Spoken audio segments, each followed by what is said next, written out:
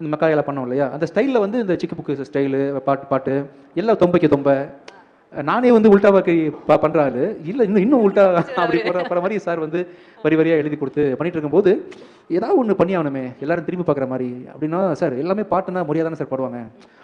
ரொம்ப அதாவது கர்நாடிக் சிங்கர்ஸு கர்நாடிக் வித்வான்கள்லாம் இதை பார்த்து வந்து தலைவலியில் என்னடா ஆச்சுன்னு சொல்லி மண்டை விரிச்சு சாகணும். அப்படி ஒரு சாங் கம்போஸ் பண்ணுவோம் சார் அப்படின்னோடனே சரி இசைக்கு இப்படி ஒரு சோதனை, இசைக்கு ஒரு சோதனை மண்டை வெடிச்சு சாகணும். உண்மையிலதான் இது கர்நாடிக் படிச்சவன் இதை கேட்டா வந்து கொலவரியில வந்து என்ன வந்து கொன்றணும். கர்நாடிக் படிச்சவன் காரியத்தை கொல்லணும். இந்த மாதிரி வெறி படம் இருக்காங்க. அப்படி ஒரு சாங் கம்போஸ் பண்ணணும். ஆனா விஜய் சினிமால கூட அப்படி ஒரு டைமிங் கிடைக்காது. ஏன்னா கவுண்டமணி எல்லாம் வந்து டயலாக் பஞ்ச் டெலிவரி டைமிங் சொல்லுவாங்களா, அதை விட டைமிங் என்னன்னா நானும் அவர் விஜய் பேசிட்டு இருக்கோம். இந்த வாய்ஸ் ஆனது இதுக்கு முன்னாடி ஒரு கொடுமையான வாய்ஸ், இதுக்கு முன்னாடி யாரும் இந்த வாய்ஸை கேட்டிருக்க கூடாது, இந்த வாய்ஸ் இதுக்கு முன்னாடி எதுவும் பாடிருக்க கூடாது, இனிமேல் லைஃப்ல அதுக்கப்புறம் பாடவே கூடாது.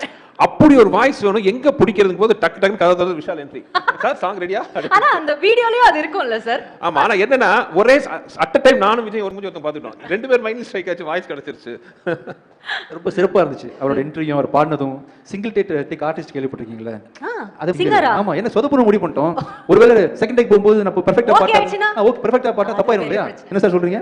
அதனால வந்து அதுல ஒரு ஹைலைட் நீங்க நம்ப மாட்டீங்க, அந்த சாங் வீடியோலயே வரும் ஒரு ஐட்டம் வரும், ஒரு ஐட்டம் வரும். அது உண்மையாவே இவர் போட்டாரு, ஆலாபன இவரே சாய்க்கு ஒரு ஐட்டம் போட்டாரோ நாங்க ஷாக் வெளியில.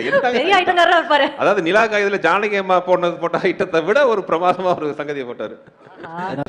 சொல்ற ரகசியம், இந்த பாட்டெல்லாம் பாடி உண்மையாவே நாங்களும் எதிர்பார்க்கல, ரொம்ப நல்லா வந்துருச்சு. அப்போ வைரல் ஆயிடுச்சு. ஆனா அதுல என்ன ஒரு விசேஷம்னா விஷால் தன்னை உண்மையாவே சீரியஸா பாடகர் நினைச்சுக்கிட்டாரு. இன்னும் அவர் நினைச்சுக்கிட்டு இப்ப நேத்து கூட சொன்னாரு, சார் கண்டிப்பா பாருங்க ரிலீஸ் ஆனா பாட்டுக்கு ஒரு அவார்டு கொடுப்பாங்க அப்படின்னு.